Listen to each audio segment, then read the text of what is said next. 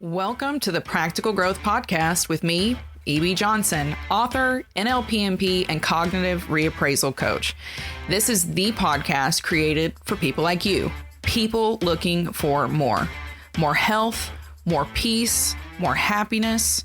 Each week, I explore a new topic in pop psychology and help you build a better life and better relationships. Join me for special guests, exciting ideas, and practical advice that you can use to improve your life from the inside out. Let's get into it.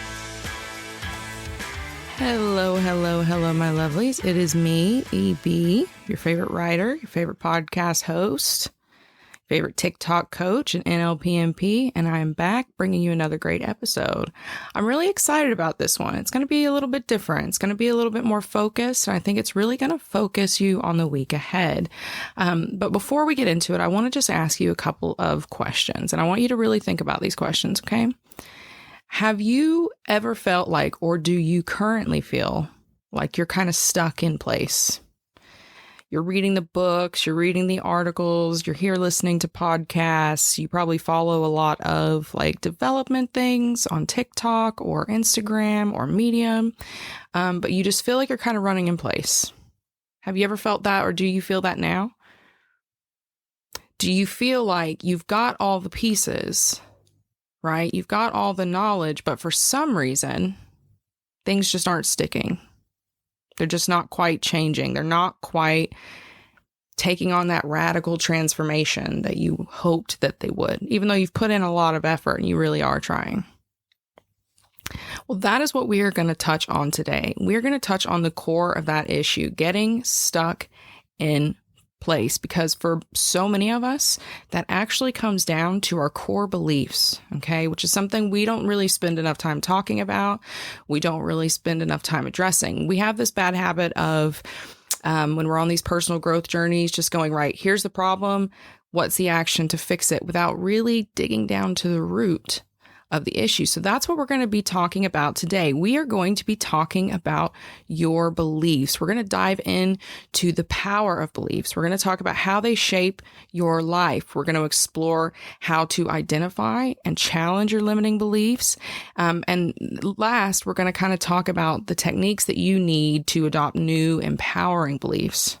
Okay, that will allow you to really unlock that transformation and tap into that full potential that you've been trying to reach all this time. Just before we jump in, I just want to give you a little quick update and reminder. The wait list is now open for my one-on-one coaching program. That is right. If you would like to work with me one-on-one and kind of give yourself the tools that you need to not just rebuild your self-esteem and your confidence, but to actually improve your cognitive capabilities, to improve your working memory. If you want to give yourself the emotional regulation tools that you need to kind of find some peace as you're working through trauma, you should apply to work with me. Okay. I have a program that's developed by me using NLPMP techniques, which is all about giving you the tools for emotional stability, especially if you're healing from narcissistic abuse or a toxic relationship. What does that look like? It looks like doing a lot of neuroplastic work together. It looks like doing a lot of somatic exercises together. And it looks like doing a lot of cognitive reappraisals so that you can change your behaviors, improve your relationships, and take charge of your life and your future. So if that sounds like something that you want to do, then head over to therealebjohnson.com and click on Working with Me to apply. Again, this waitlist is open. It won't be open for very long. So if you want to work with me, make sure you go and head over there and apply now. therealebjohnson.com/working with me. All right, beliefs. Let's get right into it. Let's get into the good stuff. Before you can understand, what your beliefs are and take action to change them, you first need to understand what your beliefs are, because they often get confused with values and they are not the same thing, okay? Specifically, our beliefs are the deeply, deeply held convictions and opinions that we have about ourselves, others, and the world around us, okay? It is what you know to be fundamentally true in your reality and the people that you interact with and the reactions that you have to stress and to other people, okay? Our beliefs are a foundation of who we are as a person. They shape our thoughts, They shape our emotions. And as I've mentioned, they shape our behaviors. Okay. But what's really kind of important to remember here before we get into the meat of how these beliefs are preventing you from changing your life in the ways you want to, is to realize that your beliefs are the filters through which you perceive reality. Okay? They are the lens through which you see the world and react to it. So if you are someone who has been doing a lot of work, doing a lot of soul searching, who has been really kind of digging deep and learning, but you just feel like things aren't changing, you keep sliding back into the same kinds of relationships, the same kinds of behaviors for yourself that you want to change, your beliefs are going to be underlying that, right? So we have to address and identify those beliefs and change them, so that the way you react to the world is fundamentally different. Now, what do I mean when I say that your beliefs are the foundations of the quality of your life? That seems quite broad, right? That seems quite meta, quite grandiose. It's not. It's pretty simple. You can imagine, if this helps, imagine that your beliefs are the engine of your life, right? Your life is a car and you are on a journey to whatever destination it is. That's your kind of like ultimate destination. You make improvements to this car and things along the way. Your beliefs are the engine, all right? They are what runs that vehicle. They define how that vehicle is going to run, how far it's going to make it, the quality of journey that you're going to have, and the obstacles that are going to happen along the way. Some of them, at least, right? There might be, weather and stuff, but you might have some vehicular obstacles too if this engine isn't, let's say fueled right, okay? What kind of fuel are you using in that engine? That's kind of what we're asking ourselves when we're looking at these beliefs. Just like the quality of fuel affects a car's performance, the quality of beliefs that we have about ourselves, about other people, they determine the direction and the speed of our lives and the quality of that journey that we are on. Okay? The power and the impact of our beliefs reaches into our thoughts, our emotions, and our actions. Let's say that you have the belief that you have to buy the love of people. Okay. Let's say that you think that you have to provide tangible, physical things to them for them to love you. Okay. How is that going to change your relationships? How is that going to change your relationship trajectory, your relationship journey, the way you move through these relationships? It's going to be pretty turbulent, isn't it? They affect our emotions as well. Let's say, you are someone in the arts. Okay, this is a great example for anyone who's a creative, a writer, a painter, a sculptor, anything. Let's say that you are someone who has these deeply held beliefs that in order to be loved, you have to create something great, that people have to love what you do and it has to be perfect. Okay, that's a pretty common problem. What's going to happen when you encounter rejection? When you get a no? Even though it's just a business no, right? And it's like, no, not for us, not right now, not at this time. But that's not what you're going to feel, right? Because you have this belief that it has to be perfect in order to be worthy and yada, yada, yada. So when you get that no, your emotional response to it is going to be out of whack. All right. Our beliefs are deeply ingrained. Okay. They are often formed in childhood from experience or teachings that we get from parents, from literal teachers, from our peers.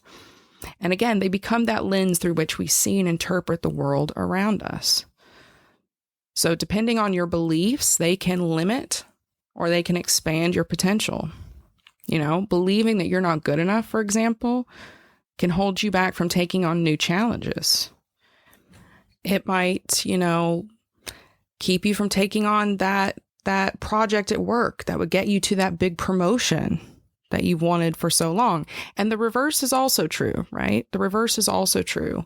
When you believe in your abilities, when you believe in your capabilities, you can go on to achieve your ideals. You can go on to achieve great things, unexpected things, because you believed in your abilities and you followed through with the types of behaviors and actions that led to that ultimate success. Right. So this is what we're talking about when your beliefs are the foundation of it all. So if you're not doing work to change those beliefs, I'm really sorry, but you're not going to get the kind of transformation that you're looking for.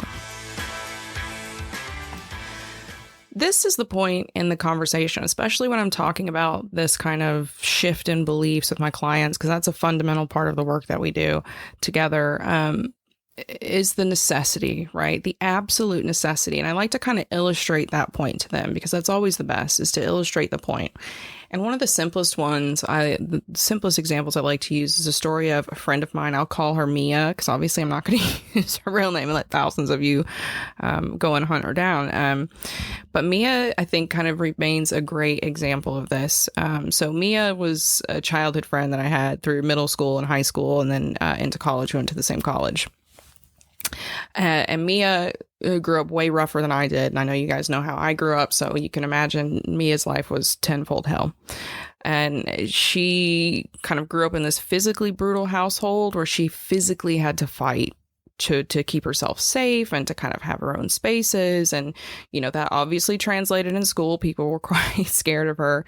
And as an adult, this carried on. This was kind of her personality. And it wasn't always physical fighting, but she was never one who was going to back down. She kind of, because she had been raised in this turbulent household, she kind of developed this mindset of, if I want it, I have to fight for it, and no one's going to take it from me. I mean, she was like this she-wolf, just like people think I'm intimidating. She was 10 times as intimidating, right? As she got into college, she matured a bit, and that changed a little bit, but it did, in a degree, even follow her to the workplace. And it got her fired from several quite good jobs because she was quite a confrontational personality, because she had this fundamental belief. And once she lost, she had this really, really good corporate kind of position, like junior corporate position, and she ended up losing it. And she, you know, she went and did all these retreats and all this, because they had told her that they had let her go, but it had kind of come with this addendum of like, go and get help, you know, maybe do some anger management and some, you know, workplace kind of things. And then, you know, like come back and talk to us kind of thing. She did it, right? She did all the retreats, and she started doing all this meditation work and reading all the books and going to courses and lectures and all this kind of stuff. And she did her anger management and things, but kind of, she didn't love the just kind of like public classes, but she did therapy and all of that. But she still, when she went on to a new job, she still found herself with this urge to do it. She still found herself running into the same problems, and she's like, I don't understand. I've done all this work. I've changed all this stuff. Like, why is this not shifting for me? And it was because she still had that belief. She still had not addressed that core belief. She had not sat down face to face with herself and said, you believe that you have to fight for this because you did at one time. That was your reality. It's not reality anymore. That belief is no longer fitting for you. You don't have to fight. Things can come easily to you. They can come normally to you, just like they come to everyone else, because you're safe now. You've done the work. You've made yourself safe. And it wasn't until she kind of had that aha moment and did that work of confronting that belief and consistently, consciously backing it down, nothing changed. But once she did that, it did. It unlocked everything. She just walked past confrontation. It just no longer held any value to her. And she saw it as a hindrance instead of like this is me protecting mine and what's mine and blah, blah, blah, blah, blah. So you get it, right? You understand that what you believe about yourself, about your career, about your relationships, yada, yada, yada, everything in your life, what you believe, your core ideological beliefs about those things affects how you live out your life in action. Okay. It affects how you live your life in action. So for you to really get that changed life, that completely different person that you are trying to reach, you have to actively change your core beliefs. Okay. And that's what we're going to do now. This is what I'm going to talk to you about doing now. And we're going to do it in a little exercise. So I want you to just hit pause here for a second, go and get a pen and some paper. Make sure you got a nice big blank page.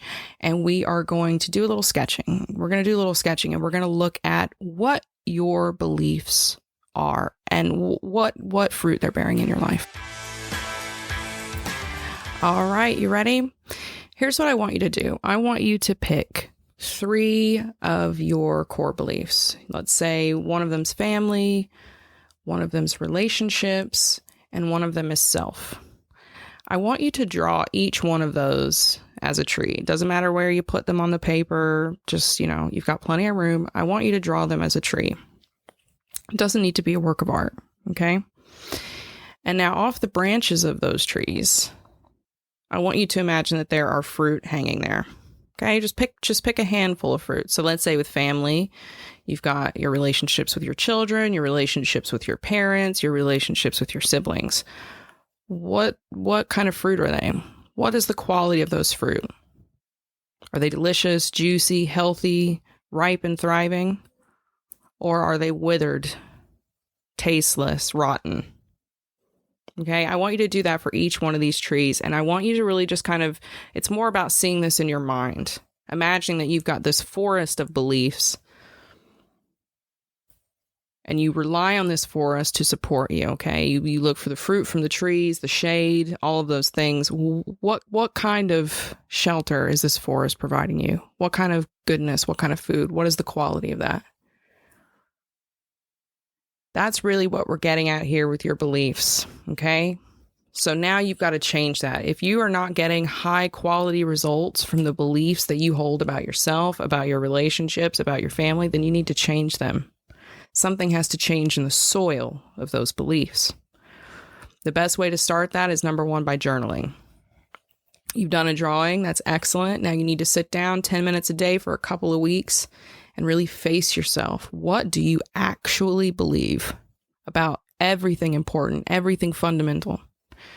God, spirituality, your children, your parents, your partner, your pets, the world, your politics, whatever it is. What do you fundamentally believe is important? And then I want you to boil it down to your 3 biggest beliefs.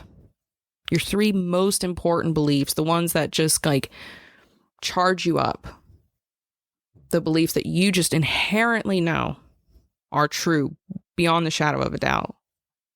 Where is that conviction? Okay, that's the first step. And as you're doing this, you might uncover some beliefs that you have. You should uncover some beliefs that you have that make you go, I don't think that fits anymore. That's the point. That's what we're trying to get to, okay? And a lot of that's going to start by journaling. The second thing I want you to do, if you've spent some time journaling, I want you to find somebody safe, whether that's a coach, or whether that's a therapist, a friend, your partner, your mom, your dad, whatever it is. Sit down and talk to them. Talk to them about beliefs. What do they believe? What do you believe? Have an open and honest conversation. It doesn't need to be hot. It doesn't need to be heavy. It doesn't need to be controversial. Just, talk it out. We find ourselves through communicating with others. Okay. They're kind of like a sounding board for us. And that can be really, really positive when we use it with some emotional intelligence. So sit down and have a conversation about beliefs. What do you believe? Figure it out. The third thing that you can do if you really, really are serious about changing these core beliefs is doing the shadow work, man. Doing the shadow work. That is where you will uncover your most unhelpful beliefs, your outdated beliefs, the beliefs that are tied to your childhood trauma, to your relationship traumas, all of these things, right? We do this through shadow work by embracing those parts of ourselves, uncovering those parts of ourselves that we're ashamed of, that make us feel guilty, that we try to hide. Okay, so that we can be more authentic, that we can, love ourselves more honestly. So do the shadow work. And last but not least, and this is one that I really push with all of my clients. So if you choose to work with me, this is one that you will be getting to engage in as well. It's one of the most fun ways to kind of get our beliefs on track, to get our lives on track. And that is doing your inner child work. Do your inner child work. A lot of our core beliefs developmentally happen somewhere between the ages of 3 and 15. It's very weird. So I can't remember the exact scale in there according to the development theory, but essentially very young, our core beliefs about life, about ourselves, about the world are formed when we are very, very young. So for you to get down to the root of some of these beliefs that you have, some of these outdated beliefs so that you can change them, you're going to find it when you're doing your inner child work, when you're digging out that kid, digging out those memories.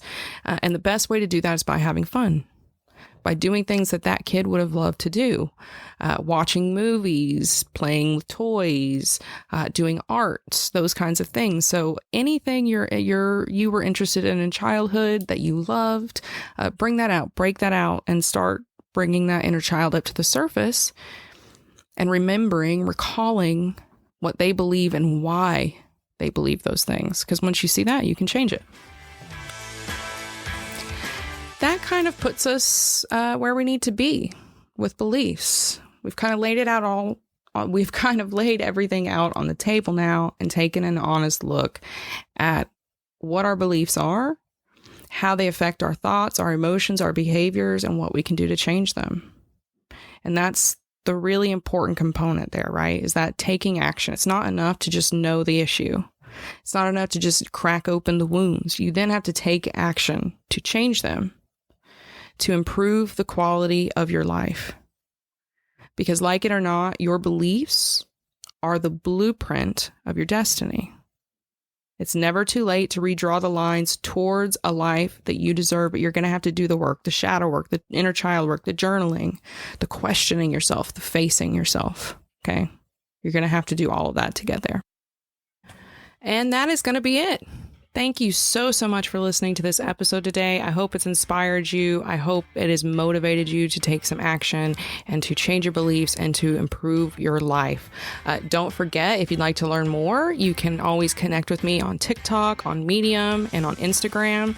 And, if you're serious about taking the first step towards a groundbreaking self-recovery, then apply to work with me one-on-one. By visiting therealebjohnson.com and clicking on working with me to apply. If you found today's episode helpful, then head over to Apple Podcasts and please leave me a quick 5-star review. It helps other people find the podcast. It kind of helps me get the word out there and exposes more people to the podcast, right? So I would be super grateful if you could do that. Head over to Apple Podcasts and leave a 5-star review. And for everyone else, keep challenging your beliefs and watch your world transform. Until next time, remember, you have the power to craft your reality. Keep your head up and keep your eyes on the stars. Bye-bye.